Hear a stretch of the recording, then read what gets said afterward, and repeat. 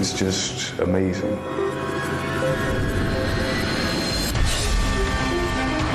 It was like pure amphetamine. That's what it felt like, only more pure.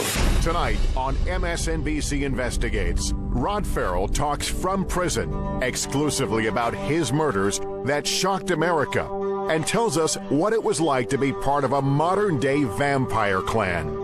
Being a vampire is not an actual existence. If you shoot me, I'll die. I physically, to the best of my knowledge, will not live forever. But as far as living the lifestyle of a vampire, it's a raw fetish hunger.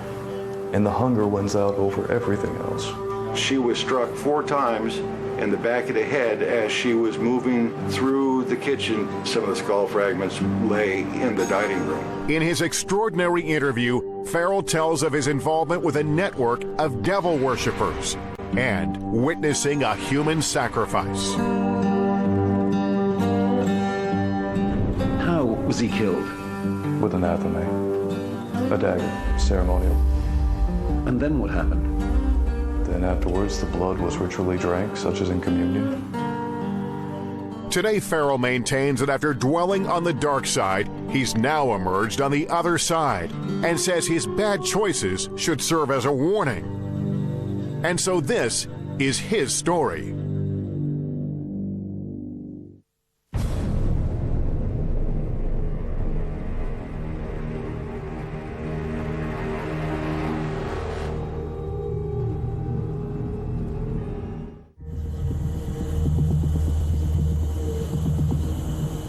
And here, you're surrounded by other murderers, robbers, rapists, thieves.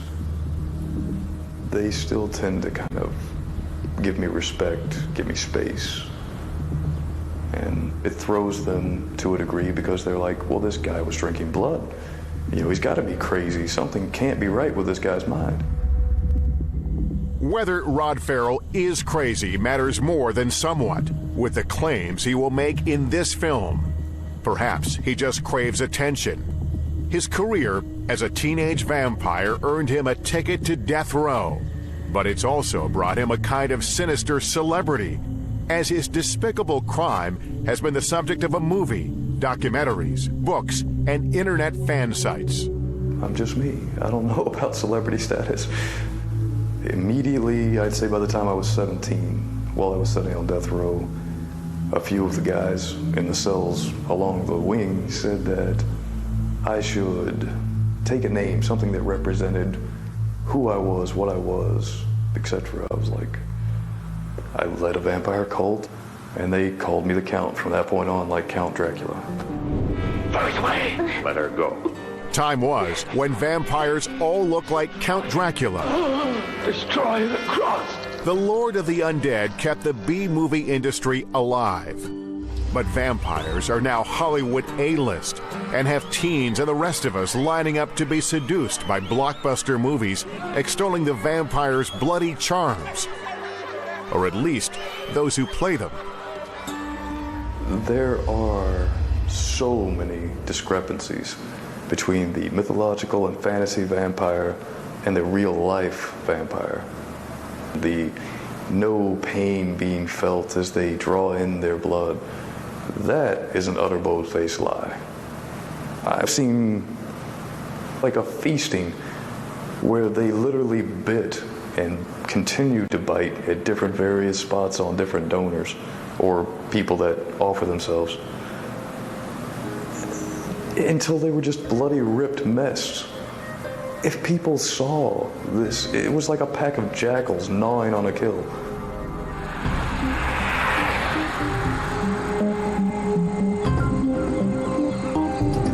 Murray, Kentucky seems an unlikely home for a vampire. It's a small college town set securely in America's Bible Belt.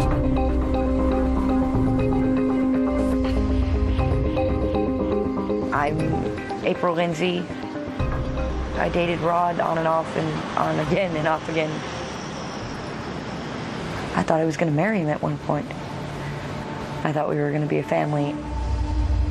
He didn't have a whole lot to hold on to, and I loved him, but he had problems. Life in Murray is generally unhurried. But for young Rod Ferrell, it was far from idyllic. His mother and father divorced soon after he was born. We were married when we were 18 years old. We didn't live together very long. We married and divorced within the same year of Rod's birth. We didn't have a bad divorce or anything like that. It was just that he went on his separate ways, and so Rod and I was then alone. Ferrell's boyhood, as the only child of a single mother, was a chaotic tour of low-rent apartments and trailer parks, while shuffling back and forth between Murray, Kentucky, and Florida.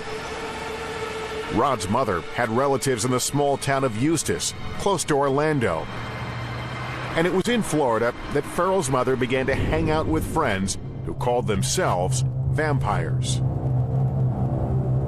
They have clubs where you dress and all that. At one time, I was like a lifestyler, is kind of what they call it. I don't want to say a vampire advocate, but that kind of sounds like it in a way to where for the ones who are decent, who are, and yes, there are the ones now and then who make everybody else look really bad. As Rod Ferrell grew into a teenager, his sketchbook records how he was drawn in to his mother's vampire circle. When I was staying in Eustis, I met an individual who basically, for lack of a better term, was a vampire. The initiation took place as what they term the crossover. They had to take my blood and then feed me their blood because they consider the blood to be the true life. I think all in all, I was a good mother. As far as vampires go and things like that, I did make some really bad choices at times, especially when Rod was 15 and 16 years old. I was entranced by it. I felt that that lifestyle could give me the inner strength and power I needed.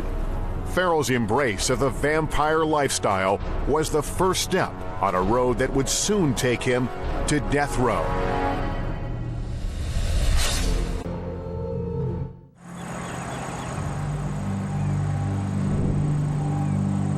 At age 15, Rod Ferrell and his mother returned from Florida to Murray, Kentucky.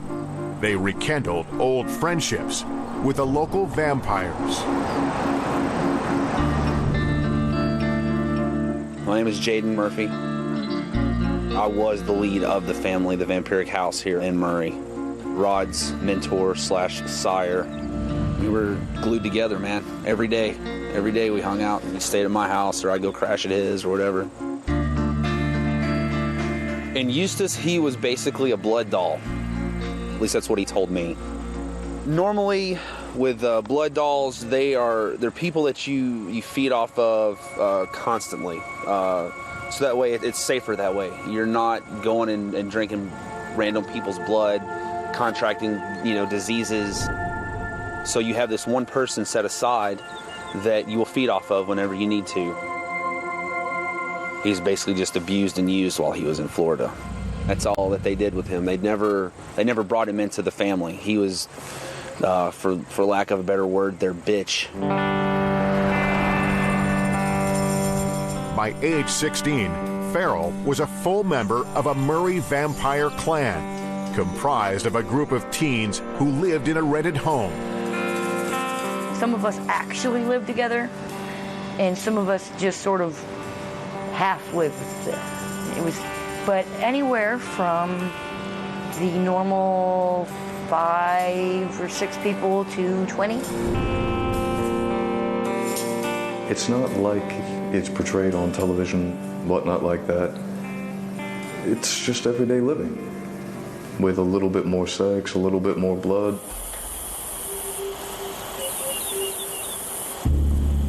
Their vampire rituals of drinking human blood took place mainly at night, often in Murray's graveyards. It's been 15 years. But this is it. Wow, it's still beautiful. It really is. It's not really all about biting somebody's neck. We built a world around ourselves that made us important and powerful and special. And we didn't have to pretend for anybody. And that was the appeal. For some people, it was a religion. Let me make that very clear. There were some of them that it was very much a religion. And some it was a lifestyle, and some it was both. There are numerous forms of vampires. You'll find cannibals, you'll find blood drinkers, you'll find psionic vampires, those who fear the sun. They have numerous names, numerous manifestations. I took the name Vesago, and I wrote it in the Enochian alphabet on the back of my neck. Vesago was a demon described in an ancient manual on sorcery. As Vesago, Ferrell claimed to be hundreds of years old. He would say that the dark side was pulling him in and he was losing to it. He would always say he was losing, like he was fighting a battle. And I would tell him just not to do it, to just not listen to it. And I don't think I realized that he was really fighting a battle, that it was real. The darkness, the sex, the blood, they're all intimate, mystical, magical, mesmerizing. The extraction of the blood could be done via usually razor blades or surgical scalpels. When you've got a house of 5 or 6 people, there's always enough for everyone to go around. Every once in a while, a couple individuals had teeth sharp enough that we could actually tear the skin. It can get pretty bloody at some of the rituals. Sometimes on a more intimate level, if you're feeding off of a lover, it doesn't normally get that bad. It's more the symbolic aspect of it.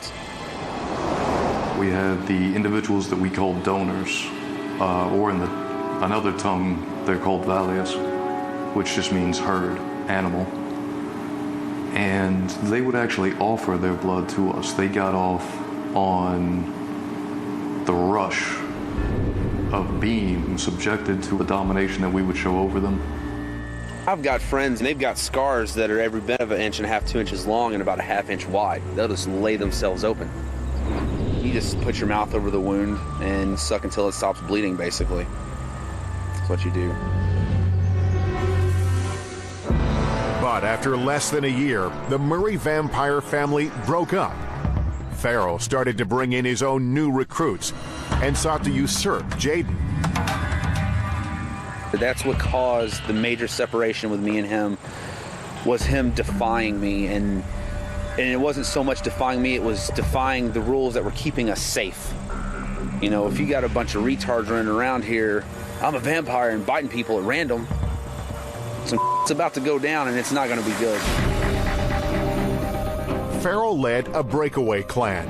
Its key members, 16-year-old Scott Anderson, 19-year-old Dana Cooper, and a new girlfriend, 16-year-old Charity Kesey. Rod wanted little puppets, which is what he ended up getting. Thoughts of marriage with April Lindsay, who did not join Rod's new clan, had died as his obsession with vampirism and its bloody ways grew. There was a time where he was afraid of it, and he tried to back away, and he asked me for help. And I failed. I failed him so miserably then, because he asked me for help. And I didn't give it. In November 1996, the demon growing inside Rod Ferrell would be tragically unleashed. While living in Florida, he'd met Heather Wendorf. She was a year younger than him and eager to participate in Rod's vampire culture. They'd spent many hours in a Eustis graveyard and considered themselves bonded after tasting each other's teenage blood. It wasn't about the gore. It wasn't the disgustingness of it. It was actually a really endearing thing to us. My name is Jeremy Huber. In 1996, I was Heather Wendorf's boyfriend. She was kind of an outcast from the rest of the school, mainly because she was different from anyone in the things that she was into. She believed 100% everything that Rod told her, even his story of being a centuries-old vampire, and that he would take her away and become a family. Will the murders always haunt me? Yes, of course they will. I came down with the original intent to merely pick her up, take her back to where I was staying. Instead, it led to the actual homicides.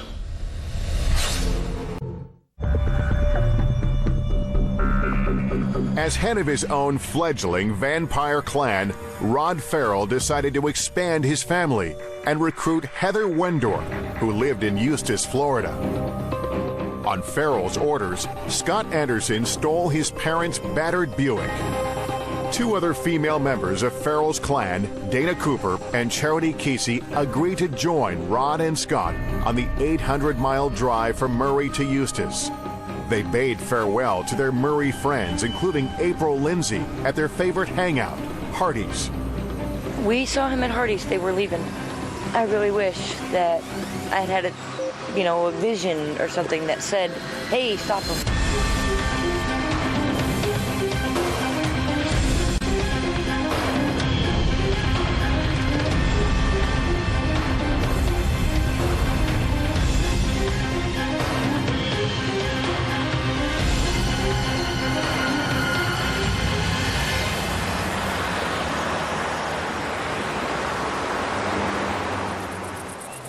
Heather's house sat at the end of a quiet country road, 5 miles outside Eustis. This is where Richard Wendorf, a manager at a packaging firm, lived with his wife Naomi and their 2 teenage daughters. The day it happened, Heather wasn't in school that day. She had met up with Rod. I believe they came to Greenwood Cemetery. I didn't speak with her until that evening when she called me to tell me that he had showed up in town and were planning on running away. It was tough because I had very strong feelings for her. And I told her that I had wanted to see her and talk to her, and at that point she was driven to my house. They left Rod and Scott back nearer to the Wendorf's home, and that's when he went in and did what he did.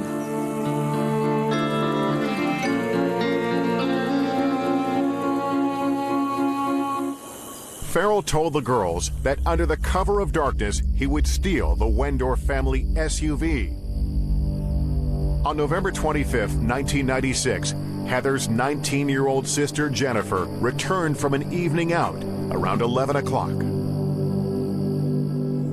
My mother and my father have just been killed.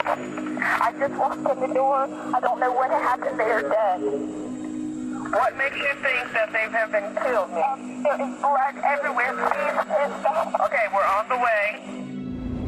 When I got the call, I was approximately 2 blocks away and got there within just a couple of minutes. You can see Mr. Wendorf laying face up on the couch and just covered in blood.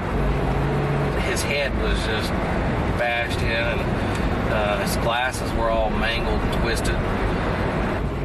His face and head looked like hamburger. That's the only thing I could relate to it. It was just a bloody mess. As I came back out through the living room, I could see Mrs. Wendorf laying face down between the kitchen and the dining room.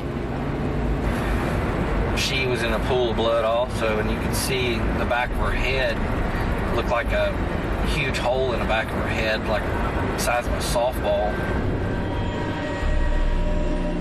My name's Jay Caudell. I heard the call go out over the radio.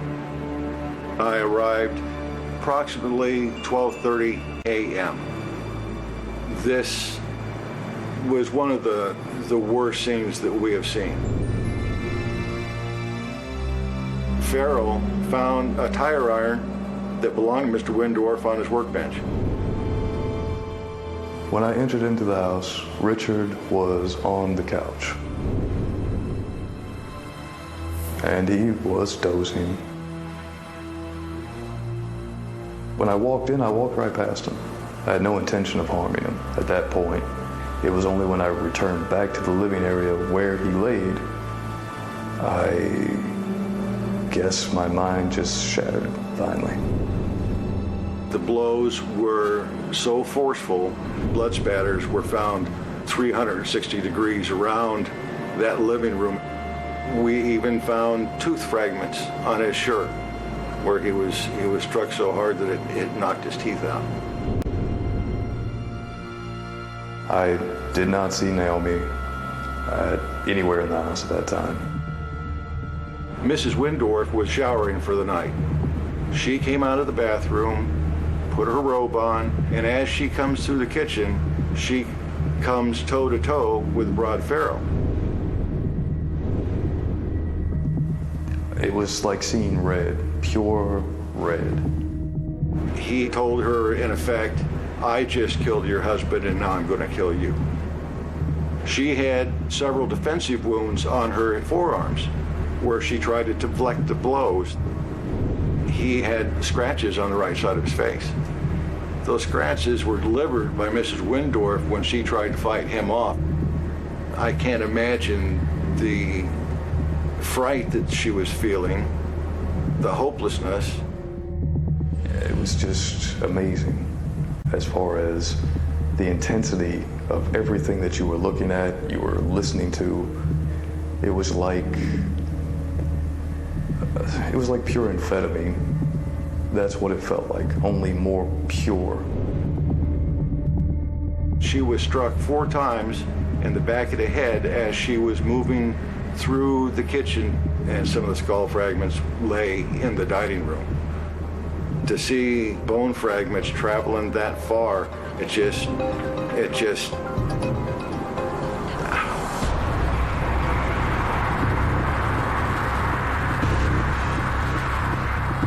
Now they were on the run.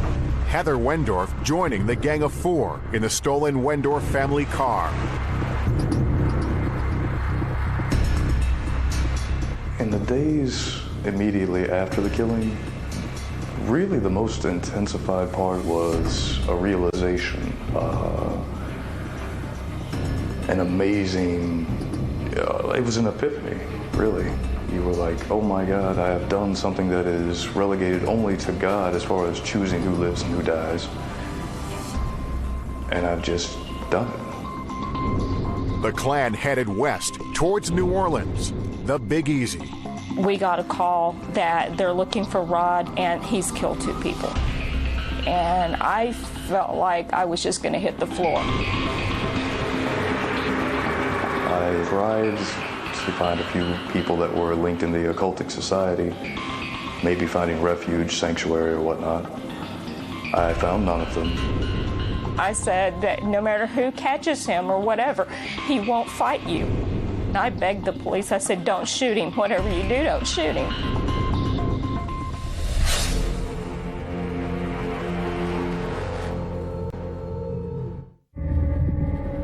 With the Wendorfs dead in Eustis, Rod Ferrell and his teenage vampire followers were on the run in a stolen Explorer, heading for New Orleans in hopes of finding refuge with another vampire clan. But after 3 days on the road, hungry and broke, one of the girls, Charity Kesey, phoned home. Her mother immediately tipped off the police.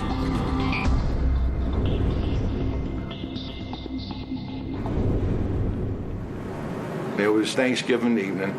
I had just gone to bed and I got a call from my lieutenant. Rod Ferrell was caught in Louisiana. I drove 14 hours to Baton Rouge.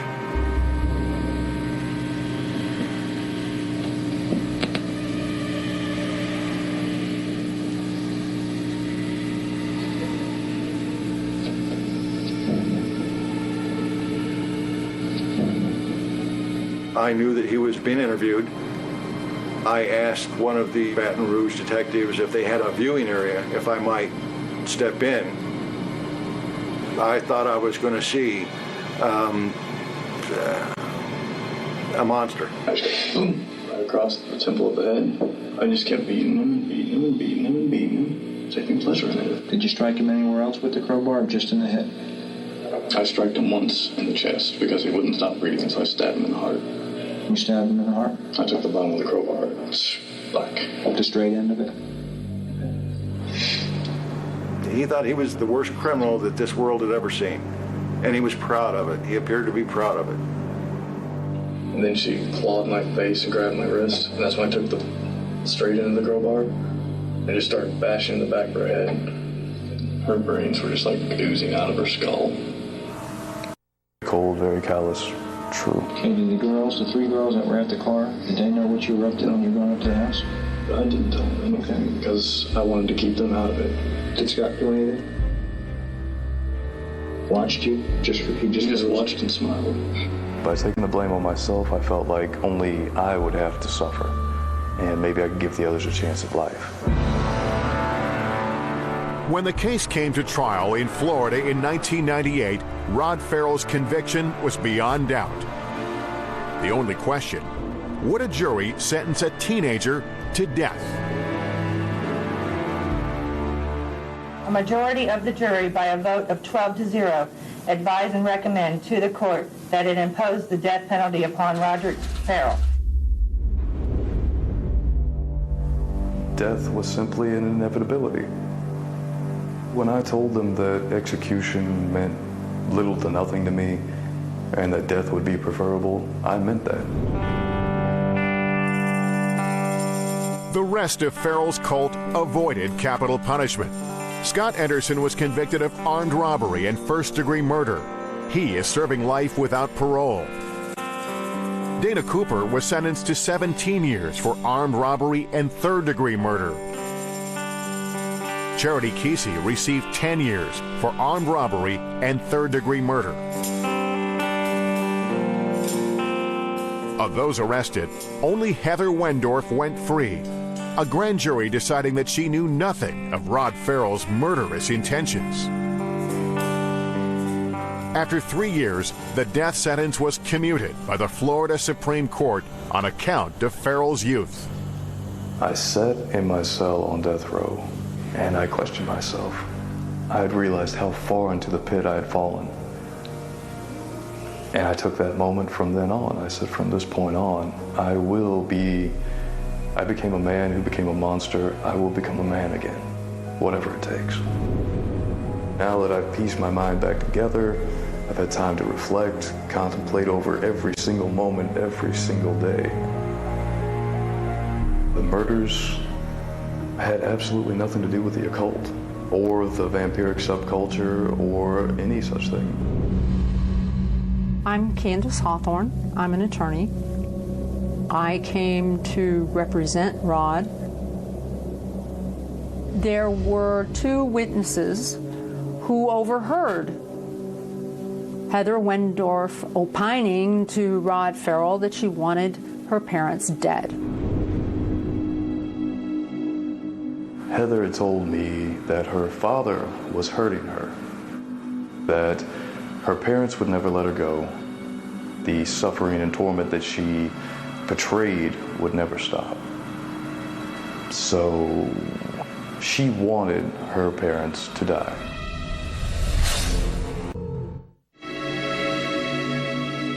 Heather Wendorf, now married and a mother, declined an invitation to appear in this program, although MSNBC spoke with her for an earlier film on the case.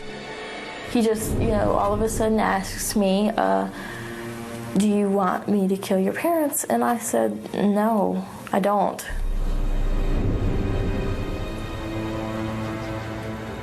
At the trial, Jennifer Wendorf testified that Heather had talked to her about killing their parents.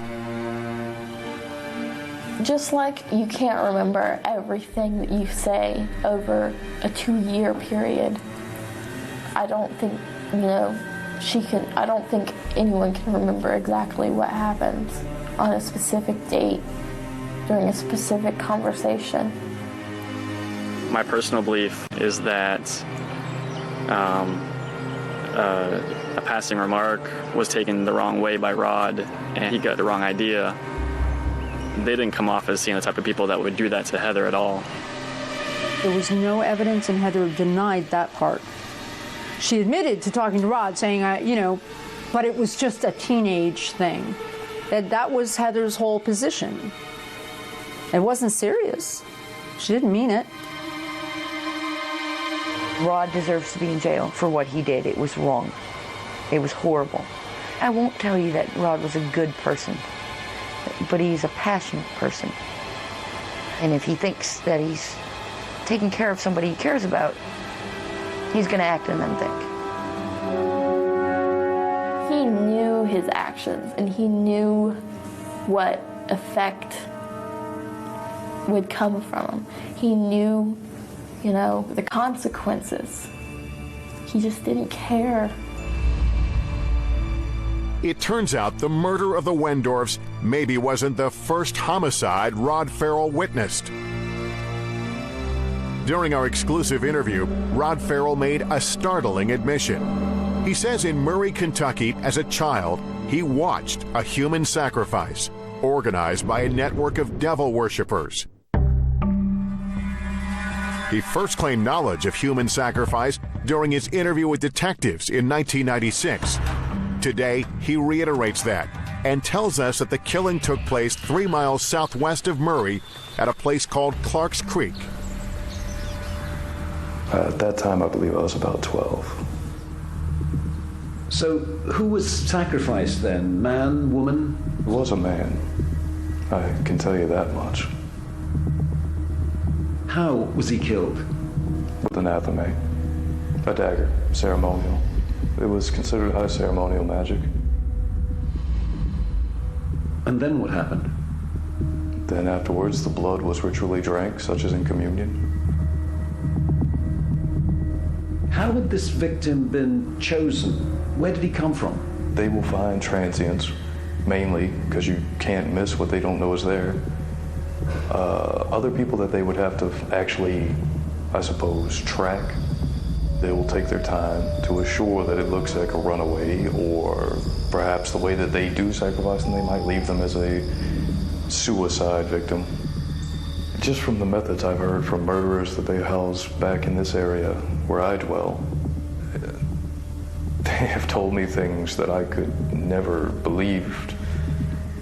I imagine the people that worship the dark gods nowadays probably perform the same type of disposal of the person as the common serial killer might nowadays. We asked experts to delve inside Rod Ferrell's mind to discover whether what he says is fact or fantasy.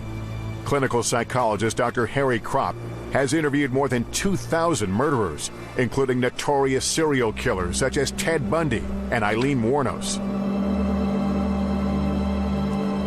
He spent many hours with Ferrell at the time of his trial.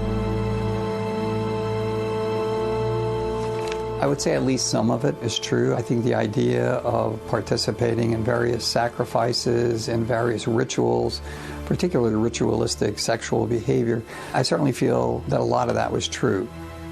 I know he's recently talked about actual human sacrifices where there were bodies and so forth. And again, I don't believe that Rod is purposely being deceptive about that. To this day, I'm not totally sure what was reality and what was fantasy on his part, but I never felt that he was intentionally trying to be deceptive or lying about some of his past experiences. MSNBC asked Kentucky State Police, Murray City Police, and the local county sheriff's office whether Ferrell's allegations of human sacrifice made during the course of his confession in 1996 were ever investigated. They were not. When we went to Murray, Kentucky, it was a pretty interesting place. It is a transient area where people pass through. There are a lot of woods. There are a lot of lakes. There was a whole underground culture that was apparent to those who looked below the surface.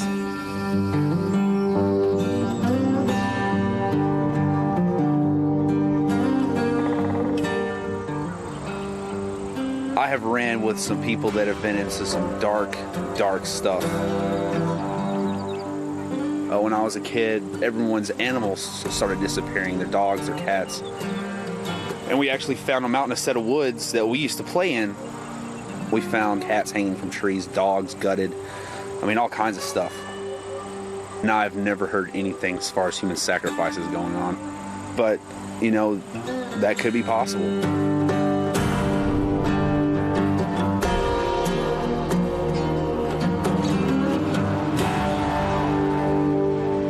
That night, I was fearful. Something so out of the norm, so unbelievable, that at the moment you witness it, you have to look and think, like, not just twice, 3 times. I was like, my God, you know, what are these people doing? I could be that person up there getting slaughtered. I was frightened by it, you know. I didn't want anything to do with that. Who was to say that I couldn't end up as a sacrifice? Boston University fellow Joseph Laycock is an expert on vampirism in the United States. In fact, he even teaches a class on Rod Ferrell's case. Does anyone want to take the sort of minority? There's always been claims of satanic rituals and things like that, many of them far more outlandish than what Rod has said. I've encountered stories of being taken to a ritual where there is dead babies are being eaten, and it is a sort of buffet where each ritual member will sort of move down the line, selecting bits of various dead babies onto their plates. And so there's a wide literature of these sorts of stories. The trouble is that there's absolutely no physical evidence. Rod Ferrell assured us that he's not talking about rumors or childhood fantasies, but about real events that he witnessed with his own eyes. But so far, law enforcement is not listening.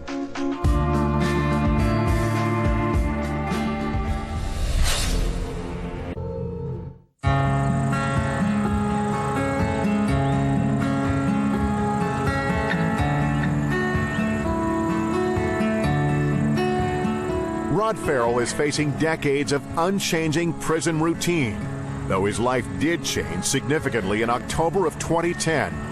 In the prison chapel, he married the woman he'd been corresponding with for 2 years, Gina Maria, a former nurse studying to be a crime scene investigator. He is the best husband I could have ever hoped for, but and then some. So, I mean, it's great. I got him right there. I could be looking at 50, 60 years. I could be looking at an indefinite term of years.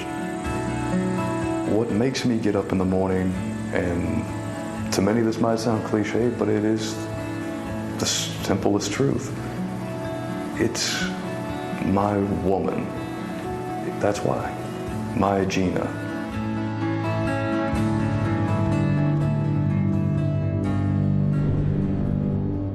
With a new woman in his life, Ferrell says he has permanently severed all ties with his mother, whom he blames for introducing him to the world of vampires. I feel like someday that there is a possibility, and maybe many years from now, that we'll be able to speak again. I miss him. I really miss him.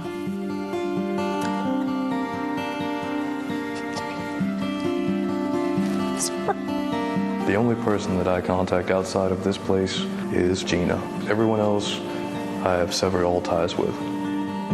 The Murray vampire clan soon disbanded after Ferrell's arrest. Its one-time leader, like Rod, says he's renounced vampirism for good. I'm a straight-up Christian, man, 100%. I do not practice the vampirism anymore. I have not for a number of years. Could I take that away from myself? No. I mean, that's not ever going to change. It's like a butterfly denying it was ever a caterpillar. It can't. Now in his 30s, with twin terms of life without parole, Rod Ferrell could win the dubious prize of becoming the longest-serving convict in U.S. history. I have not considered myself to be a vampire for many, many years. I definitely have purged all of that from my system. By contemplation, reflection, and in my personal opinion, steer away from it or walk past it with caution, great caution. The hype is just that, hype. In real life, you'll find consequences. And the consequences, 9 times out of 10, will be your undoing. So, before having to suffer them, don't. Let it be a fantasy, let it stay a fantasy. What about the possibility that everything you've been saying about sacrifice and so on is really just to demonstrate how much your own mind was messed up, and therefore what you did in 1996 was less heinous, and therefore it's all fantasy? To begin with, nothing that I or anyone else could say in this world could make what I did in 1996 any less heinous, atrocious, or cruel. It was what it was. That cannot be changed. So fantastical as it may seem, or whatnot, nothing changes that fact. In 1996, I not only made the biggest mistake of my life by murdering Ricky and Naomi, I did something that was literally evil, honestly. You can't change the horror of that, no matter what one says, no matter what one does. My action at that time cannot be erased. It's blotted upon my life. It's blotted upon the subconscious of many people. Whoever has ever witnessed an interview such as this, they will always remember the murders, not the man. They will not remember the victims. They will remember the act. And I find it appalling. The victim should be remembered, and I've done nothing but seek redemption since that point. But that's what people will always remember. Nothing can change that.